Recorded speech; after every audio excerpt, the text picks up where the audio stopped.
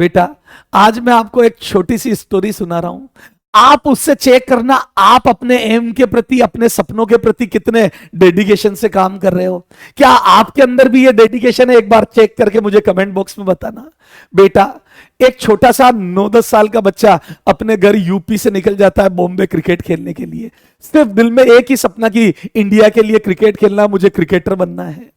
बॉम्बे में, लेकिन उनके पिताजी उनको सपोर्ट करते थे। वो बॉम्बे में अपने भाई के यहाँ उन्हें रहने के लिए भेज देते ताकि वो वहां रहते हुए क्रिकेट खेल लेगा।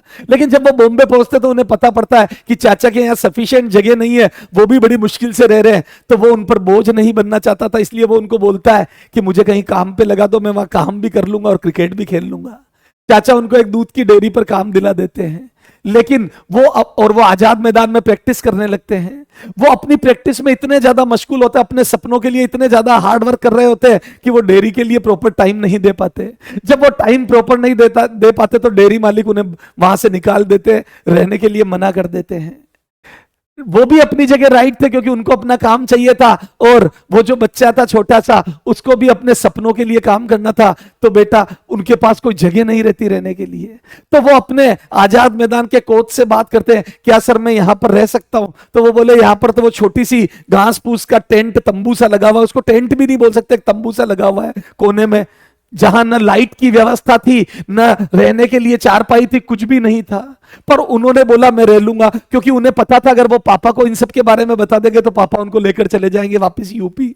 और वो कतई ये नहीं चाहते थे, क्योंकि उनके लिए इन दिक्कतों से ज्यादा बड़ा था उनका सपना।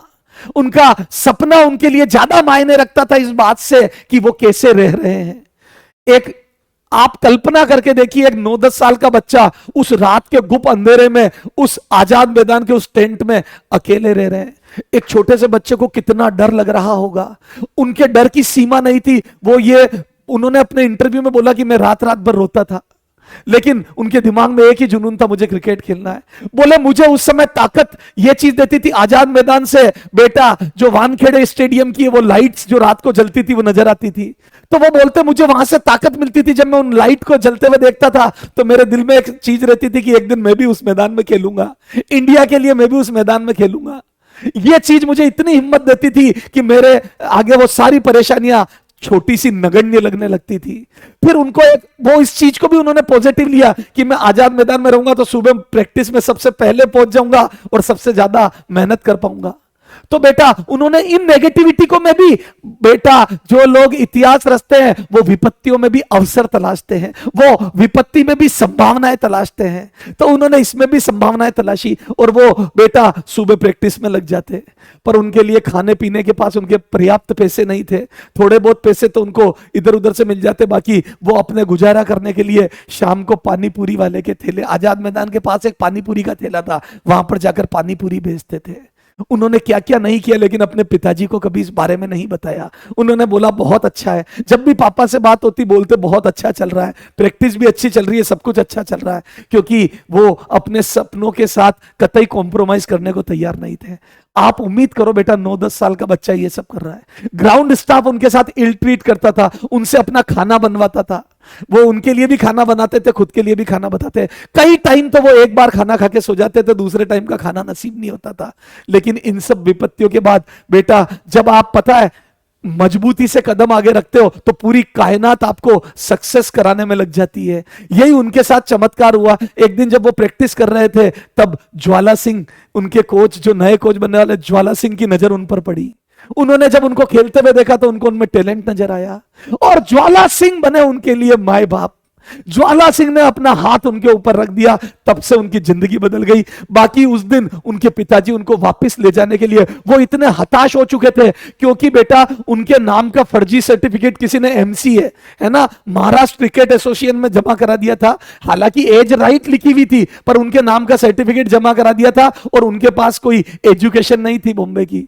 तो बेटा उनको सब ये डराते थे कि अगर तुम खेलने गए तो तुम्हें पुलिस पकड़ लेगी, तुम बॉयकॉट कर दिए जाओगे, तुम इस एमसीए क्रिकेट एसोसिएशन से बाहर कर दिए जाओगे, इसलिए तुम खेल नहीं सकते। तो वो सिर्फ प्रैक्टिस कर रहे थे, मैच एक भी खेल नहीं पा रहे थे, इसलिए उनकी निगाह किसी पर पड़ नहीं रही थी। लेकिन ज्वाला सिंह उनकी जिंदगी में भगवान बनकर आए और ज्वाला सिंह ने उनको खेलते हुए देख लिया और उनके टैलेंट को भांप लिया। तब से ज्वाला सिंह ने उनको अपने यहाँ बुलाया और उनको बोला कि तुमने आज तक क्या किया हुआ। उन्होंने अखबार की एक कटिंग दिखाई कि मैंने ये परफॉर्मेंस दी हुई, शायद गिल्ट सीरीज कोई होती थी, उसमें बहुत ही शानदार परफॉर्मेंस थी, मुझे एग्जैक्टली सीरीज का नाम तो नहीं पता पर बेहतरीन परफॉर्मेंस थी उनकी। उन्होंने बोला, उनको सच्चाई लगी उनकी बातों में और उनका डेडिकेशन नजर आया और उनको लगा नहीं ये बच्चा आज रॉ मटेरियल है, मैं चाहूं जैसा इसको बना सकता हूं।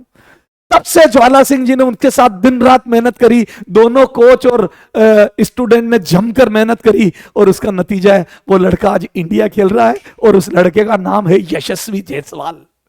बेटा हम स्टारडम को देखकर ये सोचते हैं कि वाह क्या लाइफ है, लेकिन हम ये नहीं देखते उसके पीछे की स्टोरी क्या है, उसके पीछे का कितना त्याग और बलिदान है।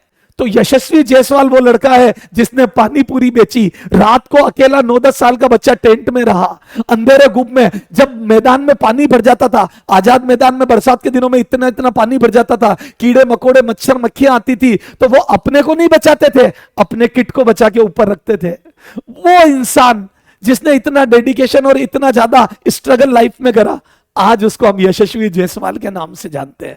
तो बेटा सैल्यूट है यशस्वी जायसवाल को, और मुझे लगता है उनकी इस स्टोरी पर जरूर एक मूवी बनेगी या बननी चाहिए।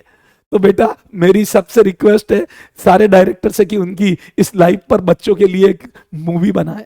बहुत बहुत बेस्ट ऑफ लक। आप भी अपना डेडिकेशन दिखाएं और अपनी नीट की या अपने कंपटीशन एग्जाम की लाइफ में, IIT JEE नीट की एग्जाम की लाइफ में यशस्वी जायसवाल बनकर दिखाएं। Love you, bye bye.